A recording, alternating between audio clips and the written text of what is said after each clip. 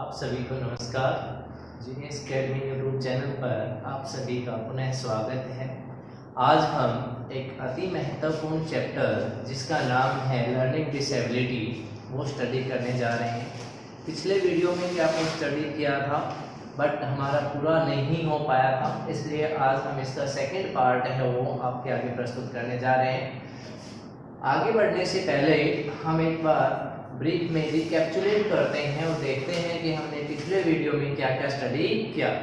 तो आइए let us start. सबसे पहले हम बात करते हैं अधिगम अशक्तताएं या निर्योग्यताएं, या फिर अगर हम इंग्लिश में बोले तो लर्निंग डिसेबिलिटीज या डिसऑर्डर। तो सबसे पहले इसका अर्थ क्या है, तो ये ध्यान रखिए ये विद्यार्थियों कि ये हमारी जो लर्निंग डिसेबिलिटी है, क्योंकि इनके आगे एक वर्ड आता है लर्निंग या अधिगम, तो ये हमारे एक प्रकार से क्या है, सीखने में बाधक तत्व या अवगुण है, या फिर हम कह सकते हैं कि ये एक ऐसा अवगुण है या बाधक तत्व है जो बच्चे को सीखने में बार बार बाधा उत्पन्न करता है, जिससे बच्चा सीख नहीं पाता है और बाधित हो जाता है। तो इसलिए ऐसा कोई विकार जो बच्चे को सीखने में बाधा उत्पन्न करे उसे हम लर्निंग डिसेबिलिटी का नाम देते हैं। अब दूसरी बात, कई बार पूछा जाता है इनके बारे में, पीछे जैसे प्रश्न पूछा गया था, 4 एग्जांपल दे दिए, जैसे हमारी लर्निंग डिसेबिलिटीज हैं विभिन्न प्रकार की, उनमें से तो अगर इस प्रकार से पूछा जाए ये क्या नहीं है, तो ये देखिए ध्यान रखिए ये किसी प्रकार का रोग या बीमारी नहीं है। इसके साथ साथ ये किसी प्रकार का विकासात्मक विकार नहीं है। विकासात्मक विकार का मतलब होता है कि जो बच्चे के विकास को बाधित करे।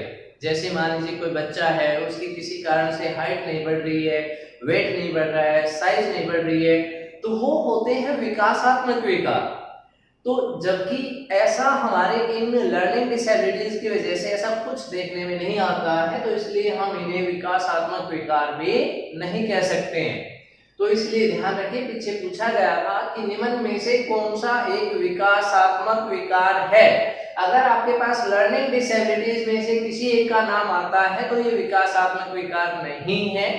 अगर इनके अलावा जैसे हमारे पास अमेंशिया, डिमेंशिया या कई प्रकार के आपने बुक्स में पढ़े होंगे मंगोलिज्म लाइक दैट, वो हमारे या प्रेजेरियो, वो सभी के सभी क्या है, विकासात्मक विकार है, क्योंकि वो बच्चे के विकास को प्रभावित करते हैं और जिसकी वजह से बच्चा विकास आगे नहीं कर पाता है या बच्चे का विकास है वही प्रभावित हो जाता है। इसलिए वो है हमारे विकासात्मक विकार। लर्निंग डिसेबिलिटी को हम विकासात्मक विकार नहीं मानते हैं, ध्यान रखिएगा, ये बहुत ही महत्वपूर्ण बात है। अगली बात है कि हम इनका समाधान कैसे करें। तो हमने पहले भी बताया था कि एक तो सबसे पहले कि हम इनको टाइमली आइडेंटिफाई करें, चाहे बच्चा घर में है, क्लास में है, तो पेरेंट्स और टीचर्स की ड्यूटी है कि बच्चे को आइडेंटिफाई करें। अगर बच्चा लर्निंग में किसी भी प्रकार से बाधित हो रहा है, बार बार एक ही समस्या को हम बार बार दूर करते हैं, समझाते हैं, लेकिन फिर भी बच्चा उस चीज को रिमूव नहीं कर पा रहा है, वही अटका हुआ है,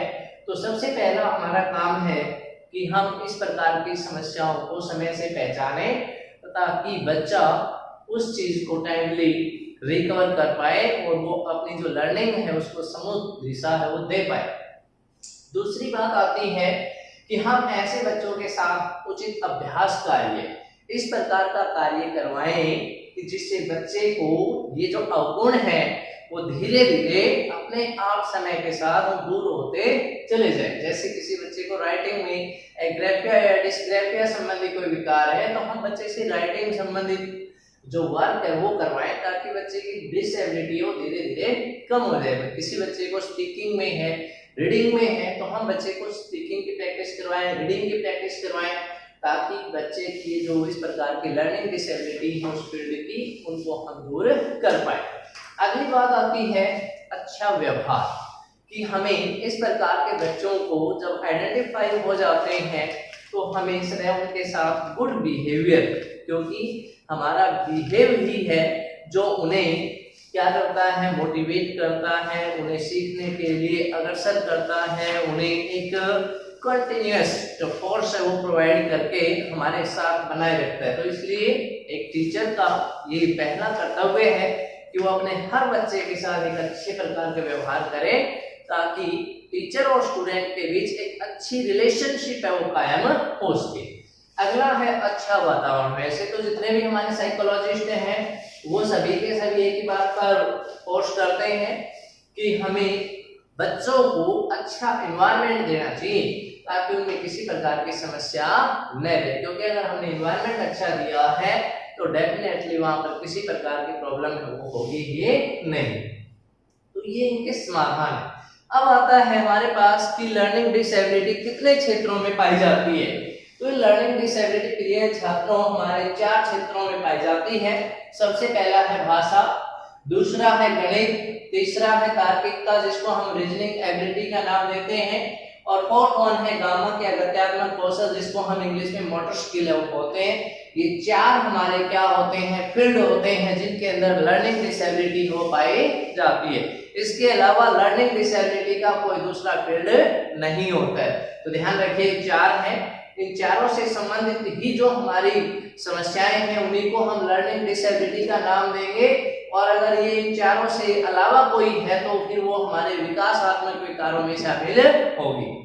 अब हम बात करते हैं सबसे पहले कि भाषा संबंधित कौन कौन से विकार हैं हमारे पास। तो सबसे पहले हम भाषा संबंधित विकार देखते हैं।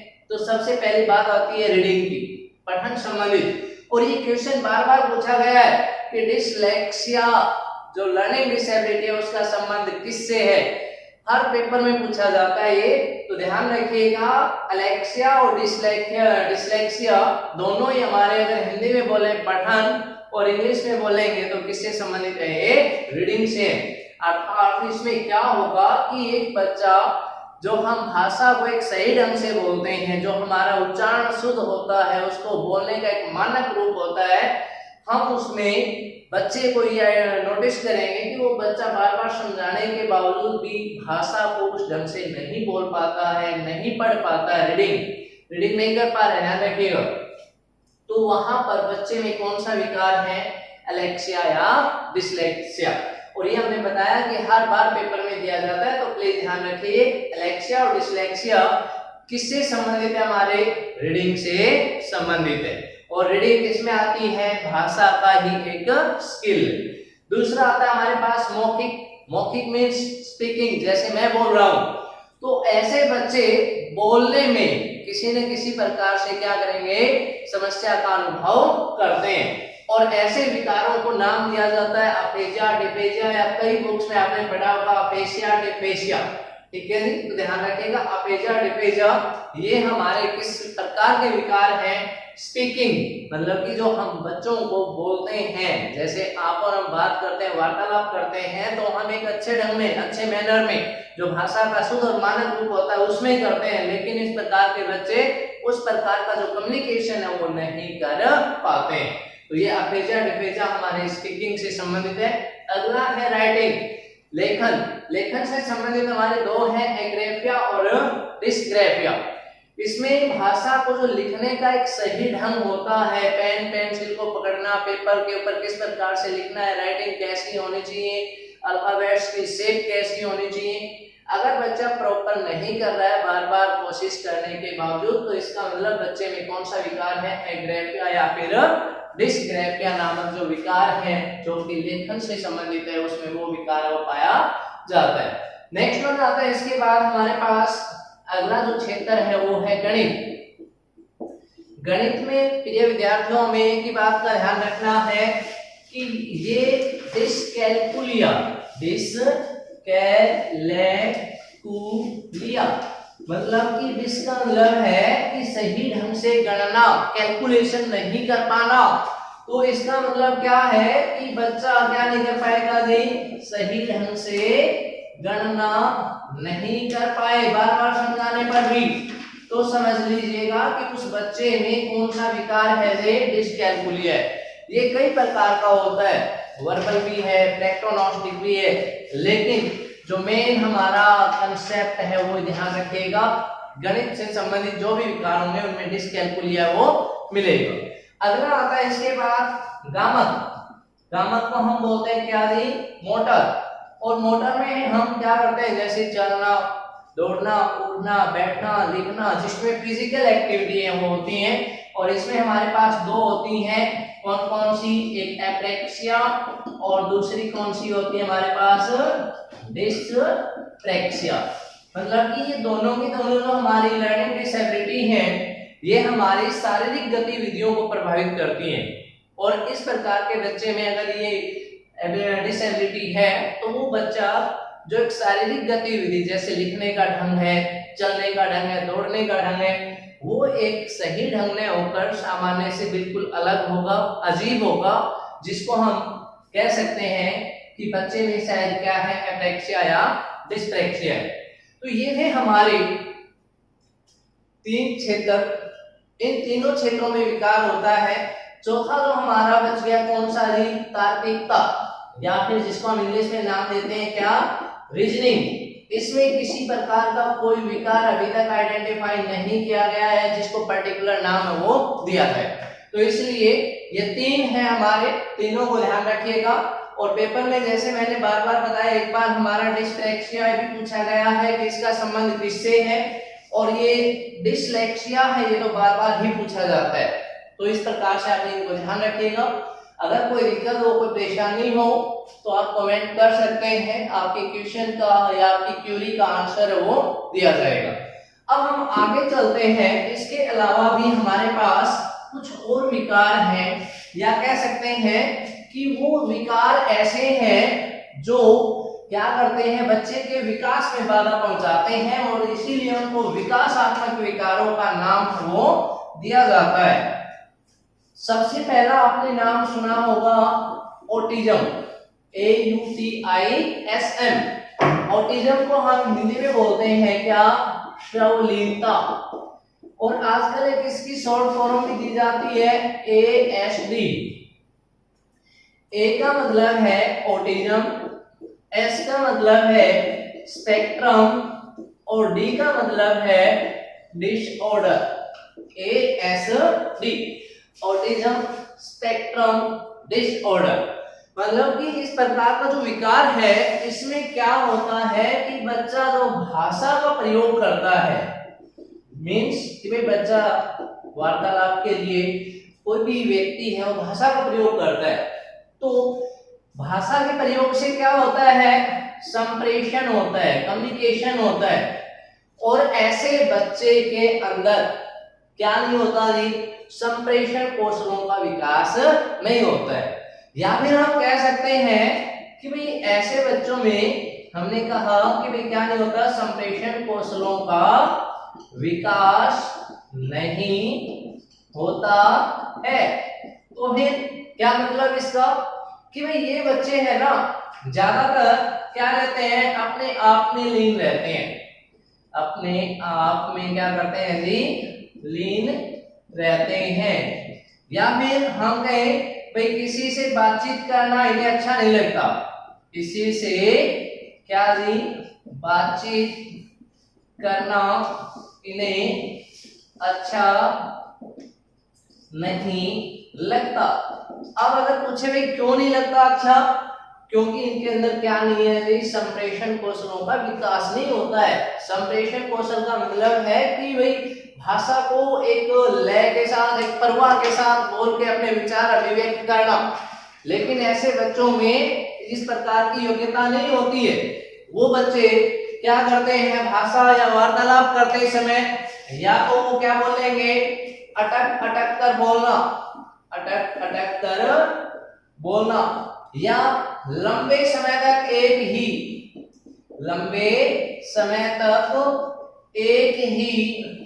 शब्द या वर्ण पर उलझ जाना। मीन्स कि भाई ऐसे बच्चे अगर बातचीत कर रहे हैं तो वो क्या करेंगे, लंबे समय तक एक ही वर्ण पर या एक ही शब्द पर अटके रहेंगे या अटक अटक कर बोलेंगे। जैसे अगर किसी को किसी का नाम लेना है, जैसे सपोज करिए भाई मुझे किसी को बुलाना है, ठीक है, जैसे मैं कहूं अमित, तो अमित मैं बोलूंगा तो जैसे ए करके बोलता रहूंगा, अटक जाऊंगा, या ए मी इस प्रकार से मैं बोलूंगा, तो वो क्या है, ऑटिज्म है। क्योंकि ऐसे बच्चों में क्या नहीं है जी, बातचीत करने का जो गुण है अच्छा वो विकसित नहीं होता है, और इसीलिए उनको हम क्या नाम देते हैं, ऑटिज्म और ये गई ऑटिज्म के बारे में। तो ऐसे बच्चे हमेशा संप्रेषण कौशल या बातचीत का जो गुण है वो विकसित न हो पाने की वजह से, या फिर वो जब किसी के साथ बातचीत करते हैं, वार्तालाप करते हैं, तो उन्हें ऐसा लगता है कि बाकी के जो उनके साथी हैं वो उनका मजाक बनाएंगे या उनके बारे में गलत सोचेंगे। तो इस प्रकार से वो हीन भावना के शिकार होकर अपने आप में ही लीन रहने लग जाते हैं।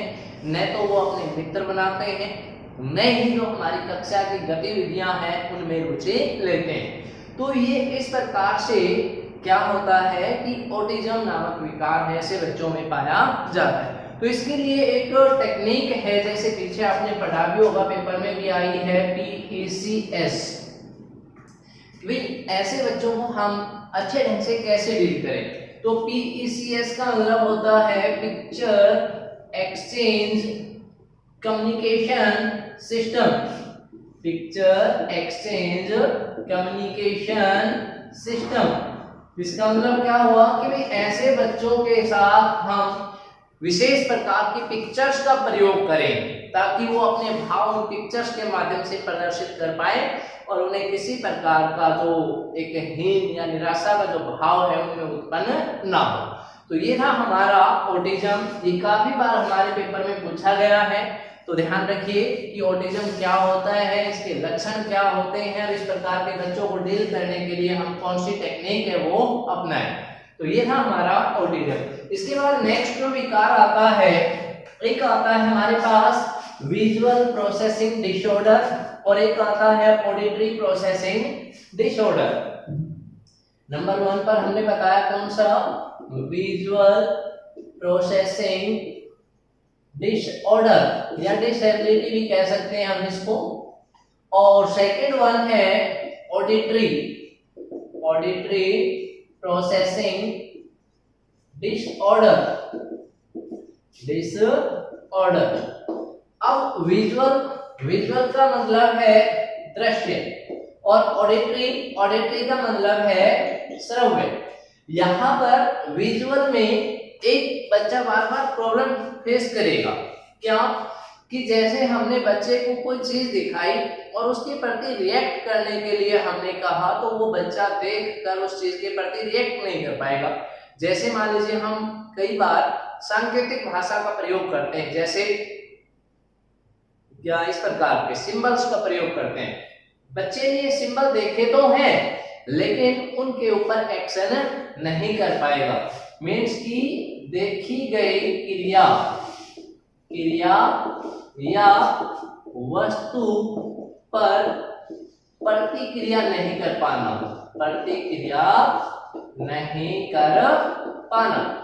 तो इस प्रकार से ये बच्चा विजुअल प्रोसेसिंग डिसऑर्डर का क्या है, ये सफर करता है या इस प्रकार से उसको फेस करता है।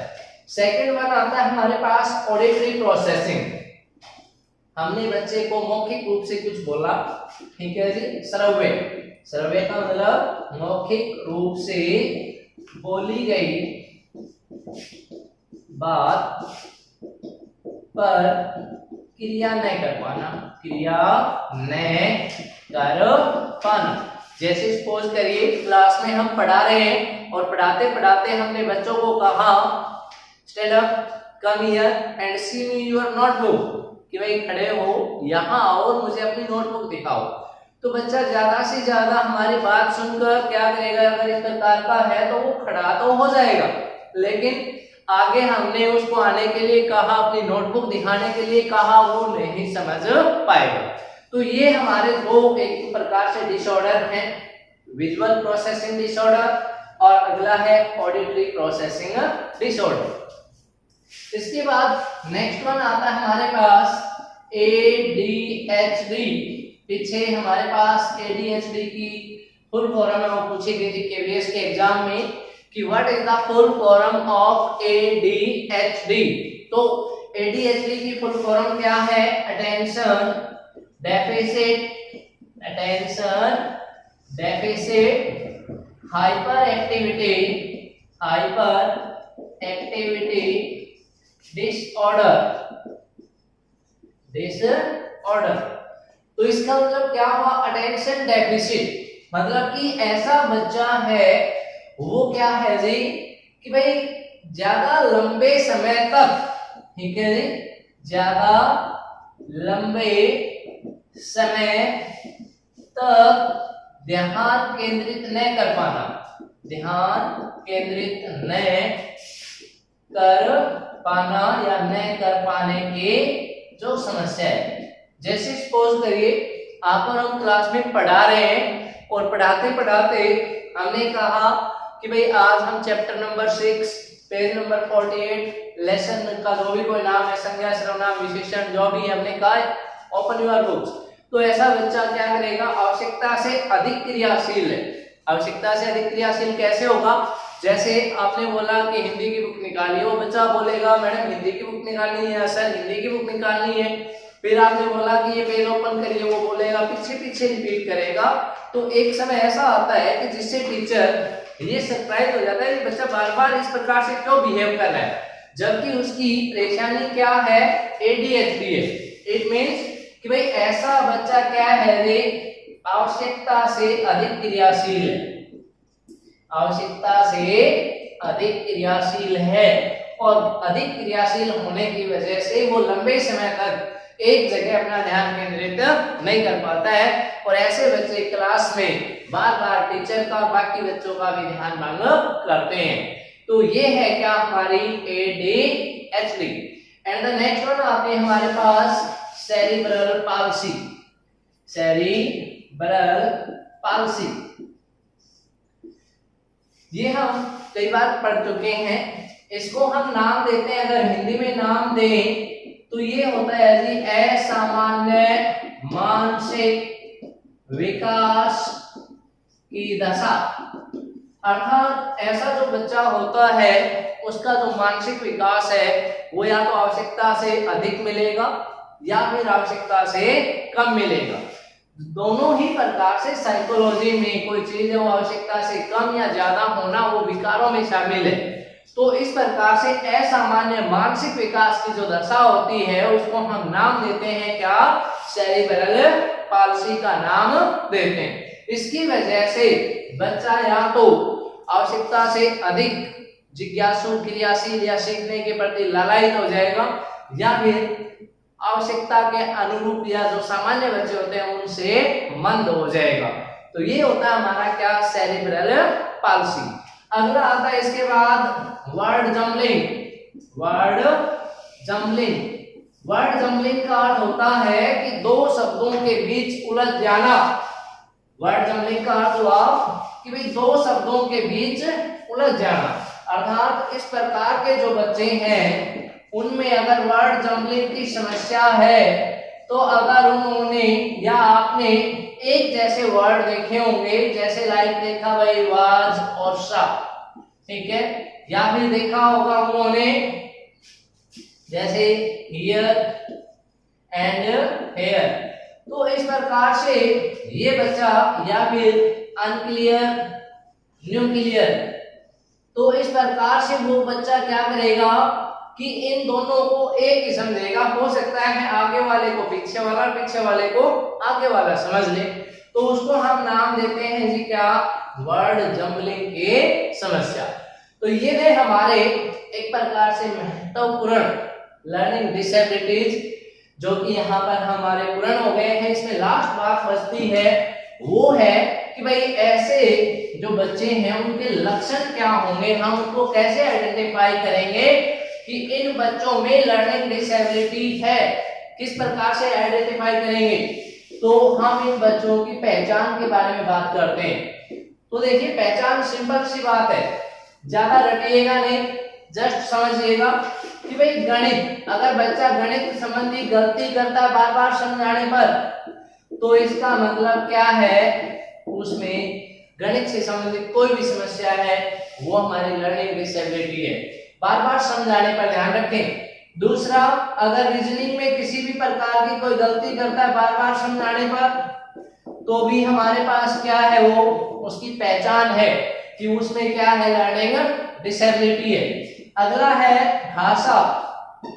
भाषा में हमने 3 बातें पढ़ी हैं, कौन कौन से, रीडिंग में, स्पीकिंग में और राइटिंग में। अगर बार बार समझाने पर बच्चा लगातार गलतियां किए जा रहा है इन तीनों में, तो समझ लीजिएगा कि उसके अंदर क्या है, लर्निंग डिसेबिलिटी है, ये उसकी पहचान है, ध्यान रखिएगा। अगला हमारा आता है गामक। गामक का मतलब है कि भाई जो हमारी क्रियाएं हैं, क्रियाओं को विशिष्ट ढंग से करना, विशिष्ट ढंग से करना मतलब एक सामान्य बच्चा है वो क्रिया करे तो उसकी क्रिया अलग प्रकार की होगी और इस प्रकार के बच्चे की क्रिया है वो अलग प्रकार की होगी।